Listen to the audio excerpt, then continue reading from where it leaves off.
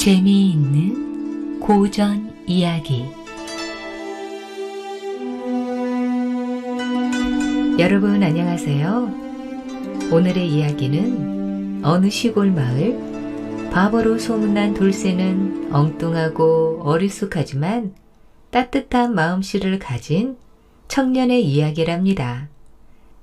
바보 신랑이 마을의 중심 인물이 되어가는 유쾌하고 감동적인 여정을 담고 있답니다.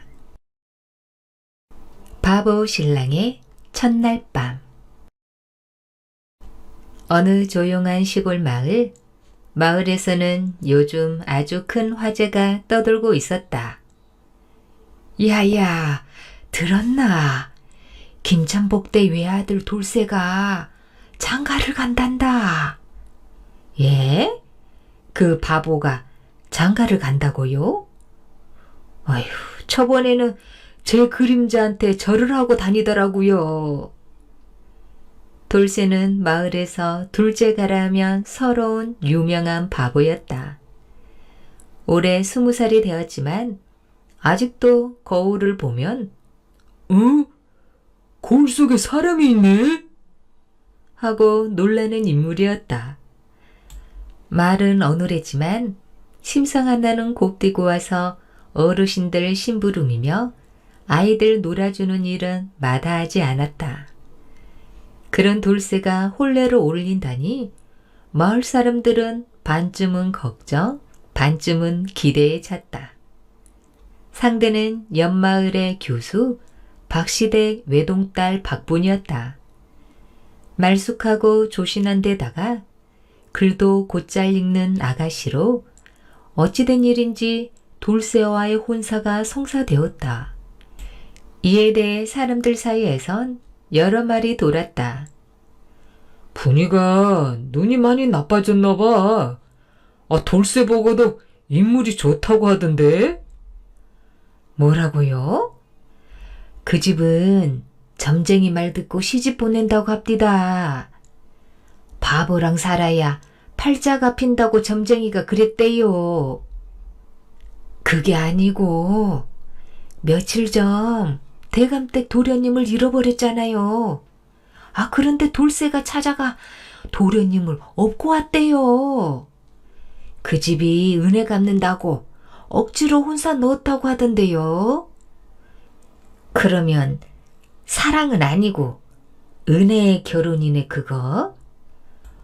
사랑이고 은혜고 중요한 건 돌쇠가 남자 구실을 하겠어. 아무튼 저 집 혼례날 난리 나겠네. 사실은 돌쇠가 뒷산에서 길 잃은 대감댁 손자를 발견하고 등이 업고 내려온 일이 있었는데 그 은혜로 인해 이 혼사가 성사된 것이었다. 그렇게 돌쇠는 본인도 모르게 혼례를 앞두게 되었고 말도 못하게 긴장해 있었다. 이러니 저러니 해도 혼례 날은 다가왔고 마을 어귀는 벌써부터 북적였다. 문제는 돌쇠가 그날 아침부터 보이지 않는다는 거였다. 돌쇠야! 아이고, 이 녀석이 도대체 어디 간 거야? 그러게 내 말이 바보한테 결혼은 무리라고 했잖아요. 혹시 도망간 거 아닐까요? 아이고, 그러나 저러나 분이 그 아가씨는 무슨 죄야? 동네 사람들은 온 마을을 샅샅이 뒤졌다. 대청마루 및 우물가, 뒷산까지 뒤졌지만 돌쇠는 보이지 않았다. 그때 돌쇠를 잘 따르던 동네 아이 순이가 뛰어오며 말했다. 저기요! 돌쇠 삼촌이 뒷산 느티나무 위에 있어요. 하늘에서 내려오려고 기다리고 있더라고요. 돌쇠 삼촌이 어제 신랑은 하늘에서 내려온다는 말 듣고 나무 위에 올라간 건 아닐까요? 모두 고개를 돌려 뒷산을 쳐다봤다. 저 멀리 커다란 느티나무 위에 누가 봐도 허우대 큰 사내 하나가 보였다. 돌쇠야, 거기서 뭐 하는 게야? 어서 내려오지 못해? 신랑은 하늘에서 내려온다고 했잖아요. 나도 하늘에서 내려오려고 여기까지 올라왔는데 막상 내려가려고 하니 너무 무서워요. 결국 장정 셋이 나무에 올라가 돌쇠를 데리고 내려왔다. 혼례식은 애정 시간보다 한참 늦게 시작되었지만 사람들은 웃음을 참지 못하고 혼례를 즐겼다. 드디어 첫날 밤이다. 돌쇠는 혼례복을 아직도 벗지 못하고 있었다. 끈을 어떻게 푸는지 몰라 한참을 씨름하더니 이내 옷을 입은 채로 자리에 누워버렸다. 서방님, 일어나 보세요. 제가 풀어드릴게요. 옷구름도 엉망으로 묶어 놓으셨네요. 이러면 벗기도 힘들어요. 신부는 조용히 웃음을 터뜨렸다. 그리고 직접 돌쇠의 옷끈을 풀어주기 시작했다. 그 와중에도 돌쇠는 온몸을 뻣뻣하게 세우고 있었다. 그러다 신부의 손끝이 목을 스치자 갑자기 소스라치게 놀라며 말했다. 이상하네. 갑자기 내 심장이 왜 이렇게 두근거리지? 돌쇠는 벌겋게 달아올라 이불 속으로 숨어버렸다.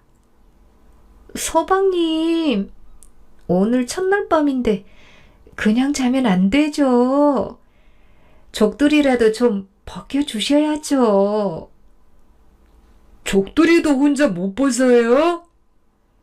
돌쇠는 이불 속에서 손살같이 나와 대충 족두리를 풀어주고 다시 이불 속으로 들어갔다. 아휴, 서방님, 옷고름도 좀 풀어주셔야죠.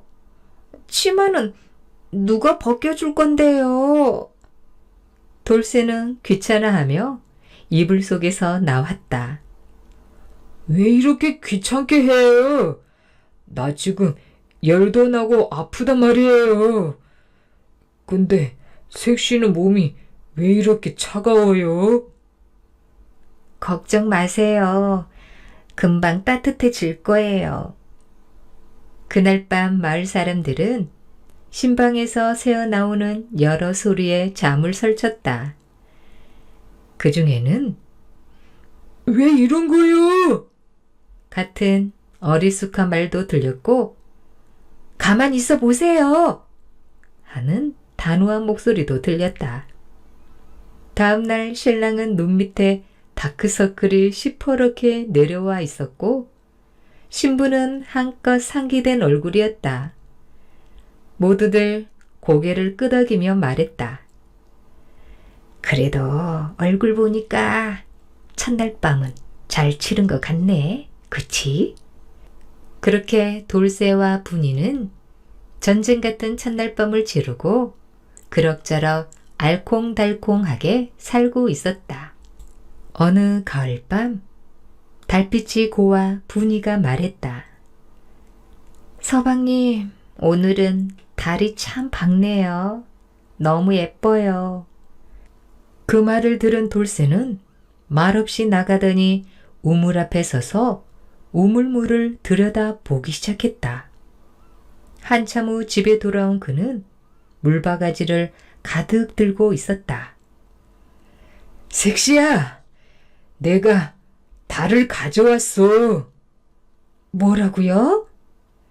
우물에 달이 빠졌길래 걱정이 되어 바가지로 떠냈어. 내가 아니었으면 달이 우물에 빠져 죽을 뻔했어. 분이는 어처구니가 없었지만 물끄러미 바가지를 바라봤다. 그 안엔 달빛 하나 없이 우물찌꺼기와 두꺼비 한 마리가 있었다. 서방님, 하늘을 좀 보세요. 달은 하늘에 있고요. 절대로 떨어져 죽을 일은 없을 거예요. 알았죠? 아, 그렇구나. 돌쇠는 그날 밤 두꺼비에게 달이라는 이름을 지어주었다. 장날이었다. 분이는 돌쇠에게 말했다. 서방님, 오늘은 손님이 오시니 소고기 한 근만 사오세요. 살코기요. 기름진 거 말고. 신랑 돌쇠는 장터로 나갔다가 고깃집 앞에서 어리둥절하게 고르다가 말했다. 소고기 한 근. 그런데 어느 부분이 맞는지 모르겠네. 그냥 소를 한 마리 주시오. 정육점 주인이 어이가 없어 하며 대답했다. 손님, 소는 통째로 안 팔아요. 그러자 돌쇠는 대답했다. 그럼 소고기 한 근인데 혹시 소가 몇 근이요? 계산 좀 해보려고요. 이보시오. 당신하고 말장난할 시간이 없으니 장사 방해하지 말고 어서 가시오. 결국 고기는 못 사고 돌아온 돌쇠. 박분이는 답답한 마음을 억누르며 물었다. 서방님, 도대체 고기 한 근 사오랬더니 왜 빈손이에요? 부인, 아무래도 소를 사야 고기 한 근이 생기는 것 같소. 근데 소가 몇 근인지 아직 아무도 안 알려주었소. 예? 지금 무슨 말씀을 하시는 거예요? 그날 밤 박분이는 생각했다. 아휴, 이 인간을 구우려면 고기보다 인내가 먼저겠구나. 혼례를 올린 지 벌써 3년이 지났지만 두 사람에게는 아이가 생기지 않았다. 분이는 생각했다. 아이가 없더라도 바보 신랑을 아이라 생각하고 잘 가르쳐서 출세시켜 보자고. 그래서 분이는 서책을 빌려와서 5년 동안 매일 하루도 빠지지 않고 공부를 시켰다. 어느 날 돌쇠는 중얼거렸다. 글은 밥보다 질기고 잠보다 무섭소. 아니, 서방님이 그런 말씀을 하시다니? 그 말을 들은 박분이는 희망찬 얼굴로 돌쇠에게 말했다. 서방님, 때가 된 것 같습니다.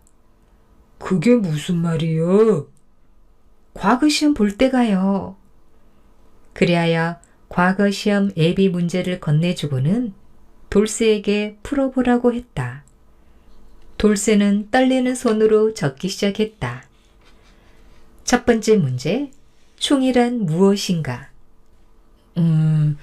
색시가 가르쳐주면 듣고 못 읽으면 다시 배우는 것이 충이요. 두 번째 문제, 효란 무엇인가?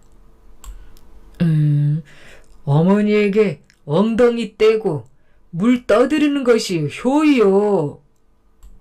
분이는 웃다가도 눈시울이 붉어졌다. 진짜 시험날이 다가오자 분이는 돌쇠의 상투를 곱게 묶어주며 말했다.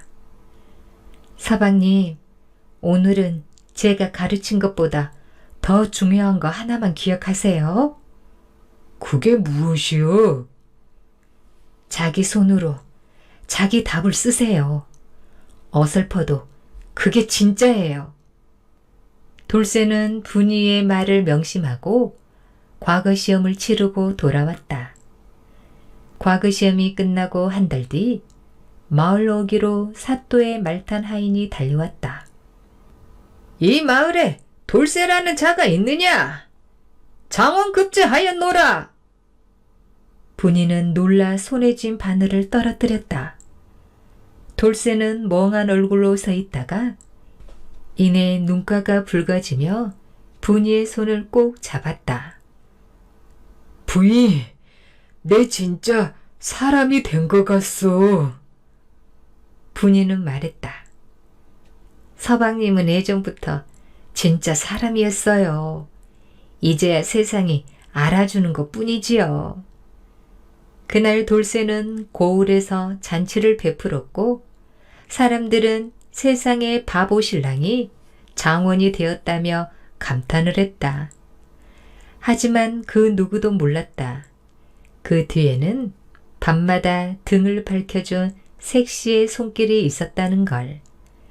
이후 돌쇠는 고을 훈장이 되었고 분이는 매일 새벽마다 푸른 물을 길어다 벼 위에 붓고 서방님의 옷깃을 단정히 여며주었다.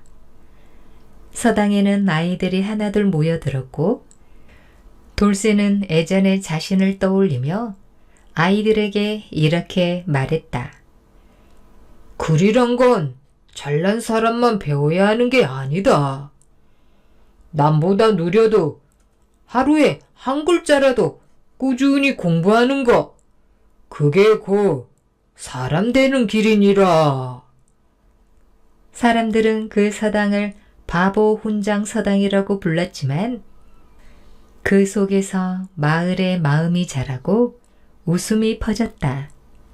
그리고 그 옆엔 늘 묵묵히 등을 밝혀주던 분이가 있었다.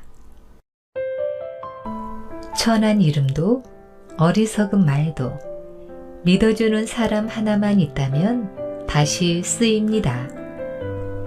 돌쇠의 이름은 그렇게 어리석음에서 지혜로, 분이의 마음은 그렇게 그늘에서 빛으로 바뀌었지요. 세월이 흘러도 마을 사람들은 종종 말했습니다. 그 바보 신랑과 현명한 색시, 함께 글을 배우고 함께 인생을 써내려간 부가 있었지. 그 이야기는 그렇게 누군가의 마음속에서도 장원으로 남았습니다.